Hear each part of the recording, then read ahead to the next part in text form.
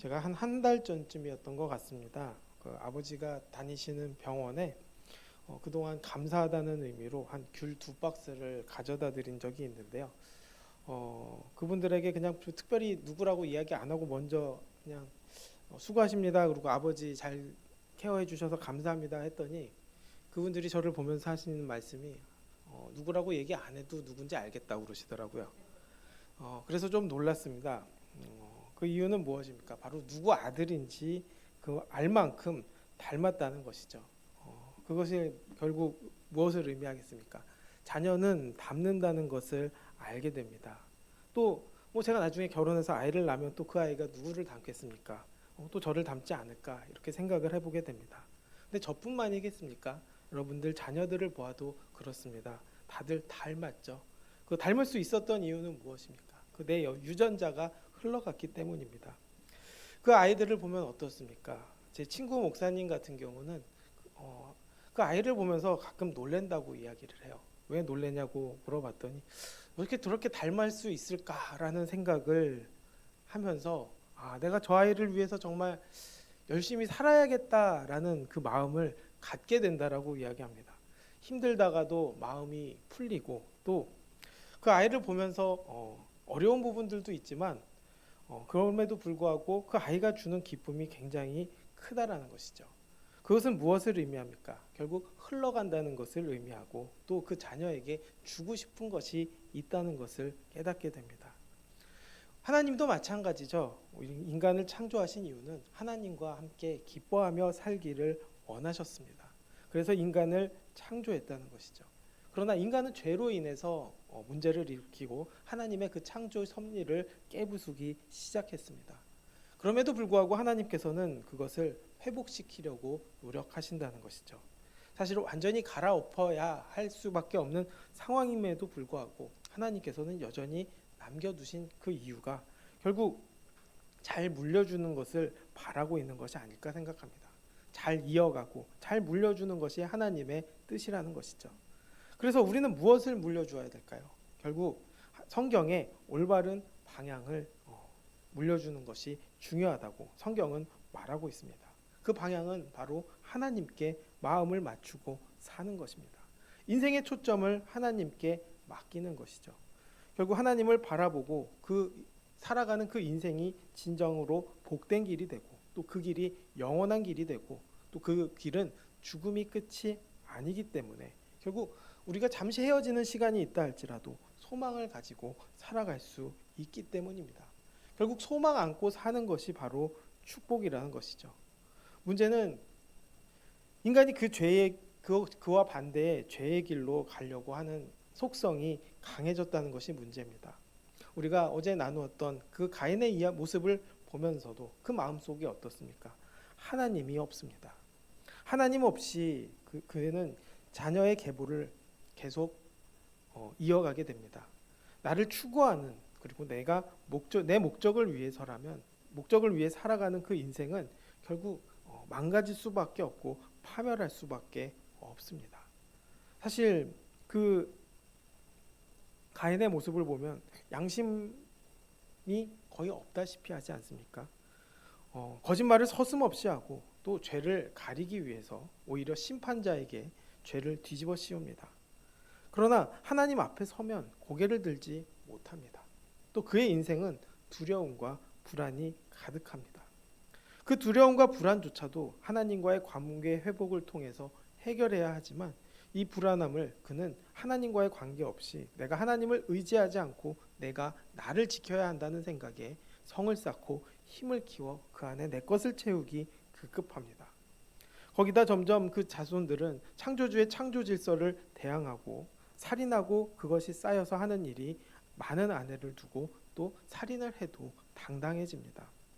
자기를 비난하는 사람들에게 벌이 있을 것이라고 오히려 더 뻔뻔해집니다. 이러한 길은 결국 파멸의 길을 갈 수밖에 없습니다. 놔두면 알아서 파멸합니다. 가장 대표적인 사건이 바로 모세 때 바로왕의 사건 아니겠습니까? 하나님께서 그를 강팍하게 만드셨다고 하셨지만 그냥 놔두면 강팍해집니다. 알아서 두려움에 휩싸이고 또 분노가 쌓이고 터지고 그리고 망하게 되는 것이죠. 사실상 인간은 그 죄의 길을 선택하는 순간 망하는 길, 파멸의 길밖에는 남는 것이 없습니다.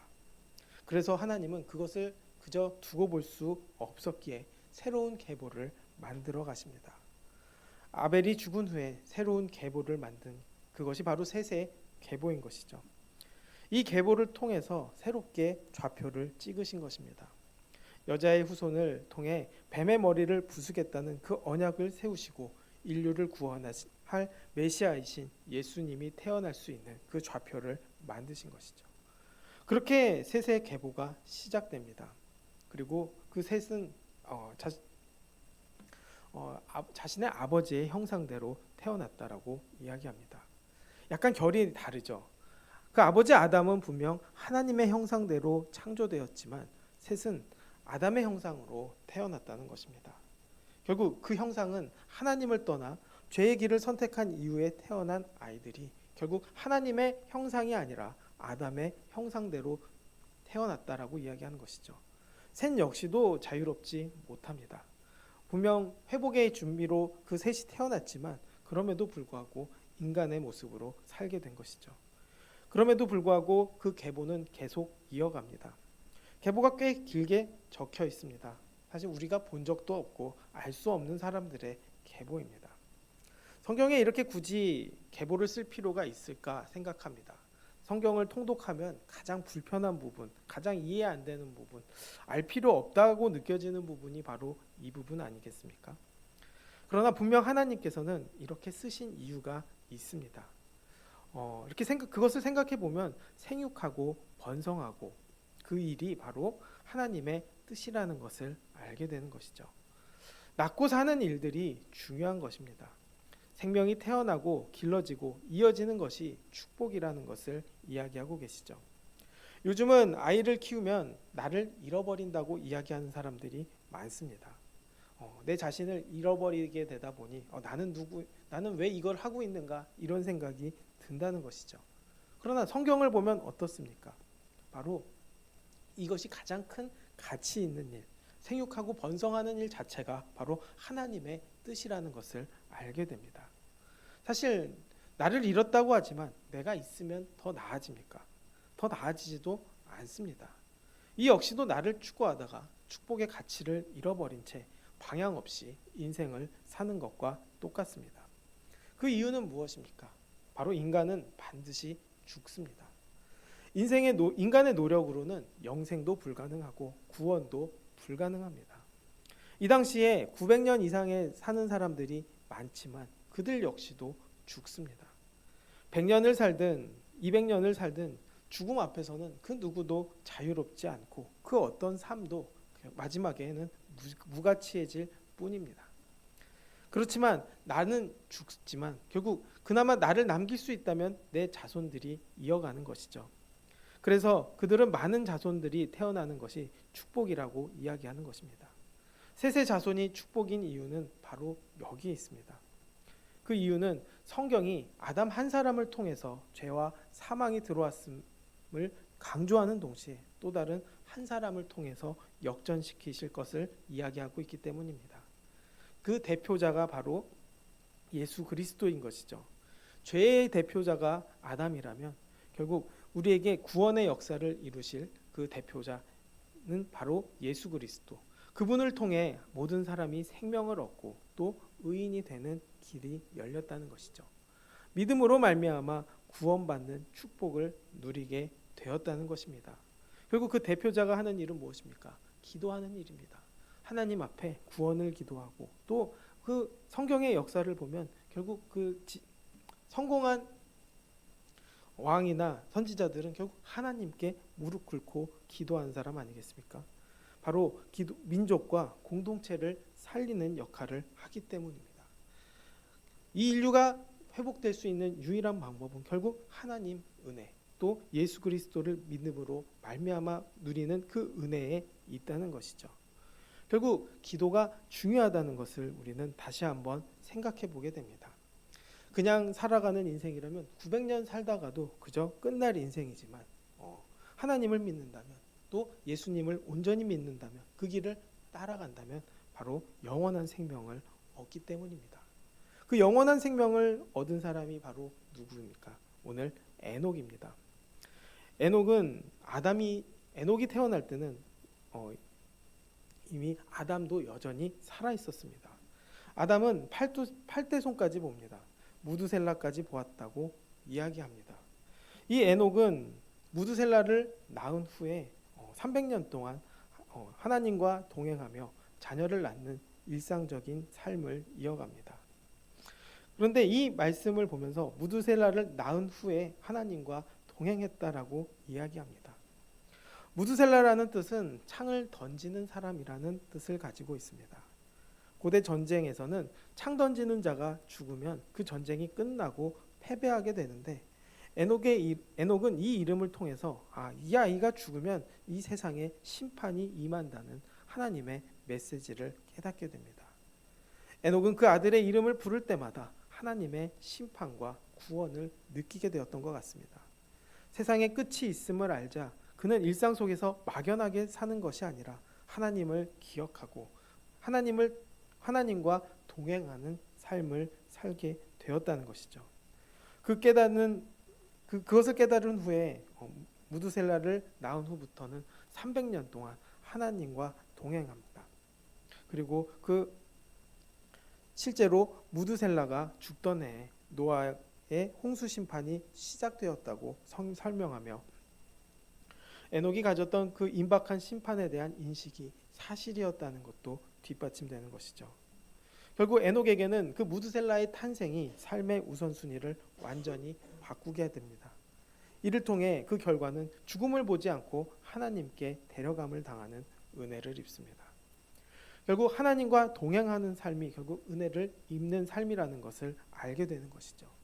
그는 무드셀라가 태어남으로부터 마음속으로 준비한 것입니다. 심판의 때가 있구나. 역시 죄가 만연한 세상에서는 심판받을 수밖에 없구나. 결국 내가 사는 방법은 어디에 있는가? 바로 하나님께 있다라는 것을 믿은 것이죠. 그래서 동행할 수 있게 된 것이고 삶 속에서도 하나님 말씀에 귀를 기울이며 살게 되었다는 것이죠. 결국 에녹은 아들의 존재를 통해서 심판의 때를 의식하며 하나님의 곁을 떠나지 않은 삶을 살았다는 것입니다. 그리고 무드셀라의 이야기가 나옵니다. 969년을 살았다고 이야기합니다. 성경에서는 가장 오랫동안 장수했습니다. 그렇게 그가 오래 살았다는 것은 하나님께서 그 심판을 미루시고 인류가 돌아오기를 참고 기다렸다는 것을 상징합니다. 그렇다고 해서 심판이 없는 것은 아닙니다. 결국 죄를 막을 수 없다는 것을 보게 되는 것이죠. 하나님의 사인은 계속되었지만 인간은 죄의 속성이 여전히 남아있음으로 인해서 결국 해결할 수 없는 죄의 문제가 계속된 것입니다. 그래서 창세기 6장 5절부터의 말씀을 보면 여호와께서 사람의 죄악이 세상에 가득함과 그의 마음으로 생각하는 모든 계획이 악할 뿐임을 보시고 땅 위에 사람 지으심을 한탄하사 마음에 근심하셨다고 합니다. 도저히 회복이 되지 않는다는 것을 보게 되는 것이죠. 그래서 창조한 사람들을 내가 지면에서 쓸어버리되 사람과 가축과 기는 것과 모든 공중의 새까지 그리하리니 이는 내가 그것들을 지었음을 한탄하니라 라고 말씀하십니다. 사실상 모두가 심판받을 수밖에 없다는 것을 이야기합니다. 그럼에도 하나님의 언약과 또 인간에 대한 하나님의 사랑이 여전히 남아있었기에 하나님은 심판만 준비하지 않으십니다. 구원도 함께 준비하십니다. 그 구원의 통로를 누구를 사용하십니까? 바로 노아를 사용하십니다. 노아가 어떤 사람입니까? 바로 하나님께 은혜를 입은 사람입니다. 결국 사는 길은 하나님께 은혜 받는 일, 그리고 은혜 받음을 아는 일, 그리고 은혜 받은 자로서 그 말씀에 순종하고 동행하는 것밖에는 없습니다. 결국 우리가 이 땅에 살면서 이 땅에 와서 우리가 경험해야 할 일, 그리고 전해야 할 일, 그리고 이어가야 할 그 모든 것은 이것밖에 없다는 것이죠.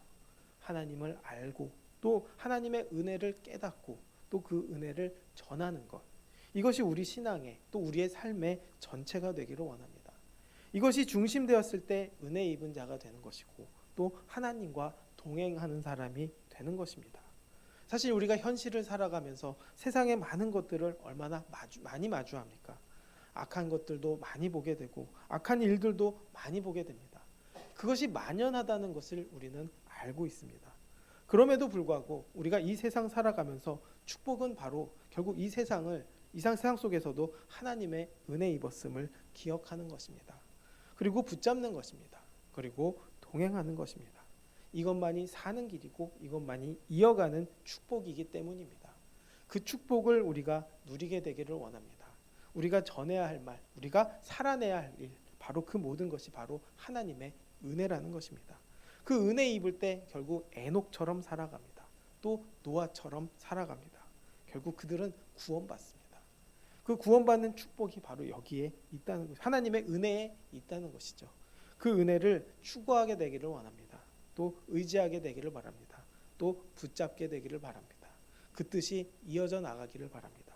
그러므로 인해 주님이 주시는 축복이 넘치는 삶을 살아가게 되는 우리 모두가 되기를 주님의 이름으로 축원합니다.